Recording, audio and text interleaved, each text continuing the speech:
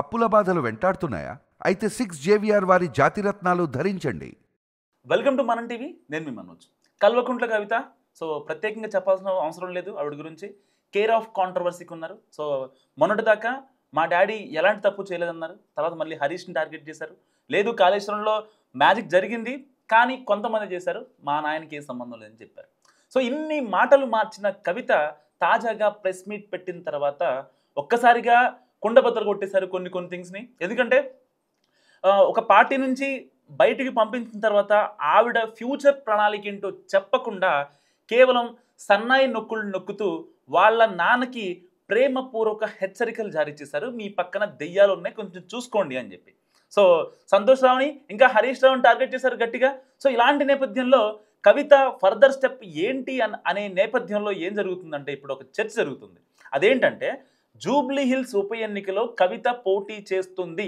అది మరి ఇండిపెండెంట్గానా లేదంటే తన పార్టీ నుంచా అన్నది మాత్రం ఒక్కటి క్లారిటీ రావాల్సింది. సో కవిత టార్గెట్ అయితే ఆ ఇద్దరని మనకు తెలిసిపోయింది. సో ఫైనల్గా ఆవిడ లెక్కలేంటో కూడా తెలిసిపోయాయి. తండ్రి దేవుడు, అన్నకు జాగ్రత్త అంటూ ఆవిడ సూచనలు చేశారు. హరీష్ రావు, సంతోష్ రావు మీద తీవ్ర ఆరోపణలు. సో పిక్చర్ చాలా క్లియర్గా ఉంది.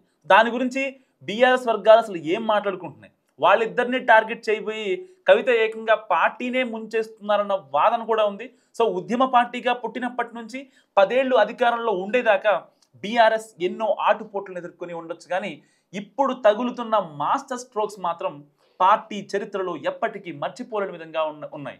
సో నిజంగా అధినేత కేసీఆర్ కూతురు కవితను సస్పెండ్ చేశాక పరిణామాలు వేగంగా మారిపోయాయి. తెలంగాణలో పార్టీని తనను వద్దనుకున్నప్పుడు దాని నుంచి సంక్రమించిన ఎమ్మెల్సీ పదవి మాత్రం నాకెందుకంటూ ఆ పోస్టుకు ఇంకా బీఆర్ఎస్ ప్రాథమిక సభ్యత్వాన్ని కూడా రాజీనామా చేశారు కవిత.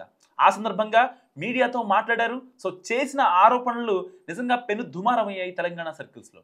గులాబీ ముఖ్య నాయకులు హరీష్ రావు, సంతోష్ రావు టార్గెట్గా ఈసారి మరింత తీవ్ర ఆరోపణలు చేశారు. సో అదే సమయంలో వాళ్ళు నీకు కూడా హాని చేస్తారంటూ తన అన్న కేటీఆర్ని కూడా హెచ్చరించారామే.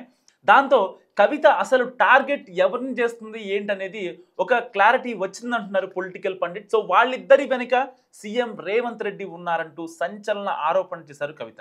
ఢిల్లీ నుంచి హైదరాబాద్ వచ్చే విమానంలో హరీష్ రావు, రేవంత్ రెడ్డి కలిసి ప్రయాణం చేశాకే పరిస్థితులు మారడం మొదలైందంటూ కలకలం రేపారు కవిత.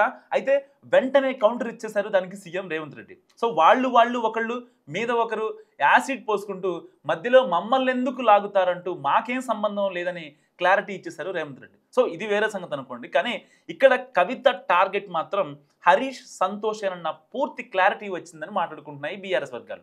ఎందుకంటే అదే సమయంలో చాలా జాగ్రత్తలు కూడా తీసుకుంటున్నట్టుగా అంచనా వేస్తున్నారు పొలిటికల్ పండిట్స్. కవిత బీఆర్ఎస్లోని ఇద్దరు కీలక నేతల మీద ఆరోపణలు చేసింది, కానీ ఎక్కడా కేసీఆర్ను పల్లెత్తు మాట అనలేదు. అలాగే అన్న కేటీఆర్ మీద కూడా తీవ్ర స్థాయి ఆరోపణలు, విమర్శలు లాంటివి ఏమీ చేయలేదు.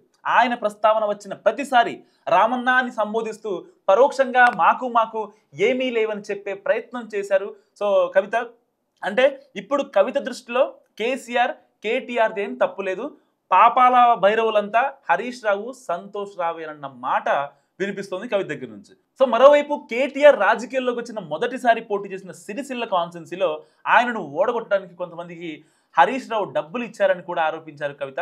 ఇలా హరీష్, సంతోష్ తనను ఎలా ఇబ్బంది పెట్టాలనుకున్నారో చెబుతూనే అన్న కేటీఆర్ విషయంలో కూడా అలాగే చేశారంటూ తాము ఇద్దరం బాధితులమేనని చెప్పే ప్రయత్నం చేశారమ్మే. సో ప్రెస్ మీట్ తర్వాత మీడియా చిట్ చాట్లో కూడా కేసీఆర్ చుట్టూ ఉన్న దెయ్యాలు ఆ ఇద్దరే అన్నట్టు చెప్పుకొచ్చారు కవిత.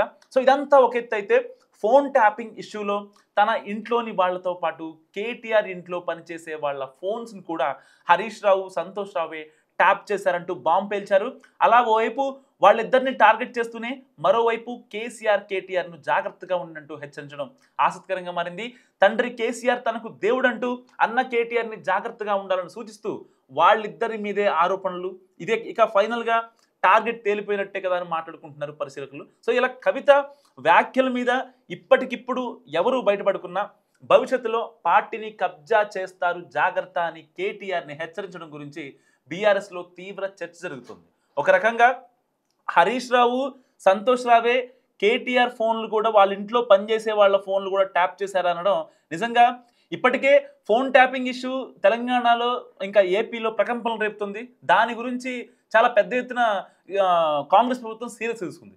ఇలాంటి నేపథ్యంలో మరి కవిత మాట్లాడిన మాటలను మరి సిట్ ఏదైనా పట్టించుకుంటుందా, లేకపోతే తెలంగాణ గవర్నమెంట్ ఏమైనా దీనిపై రెస్పాండ్ అయ్యే ఛాన్స్ ఉందా? సో మీరేమనుకుంటున్నారో కామెంట్ రూపంలో చెప్పండి.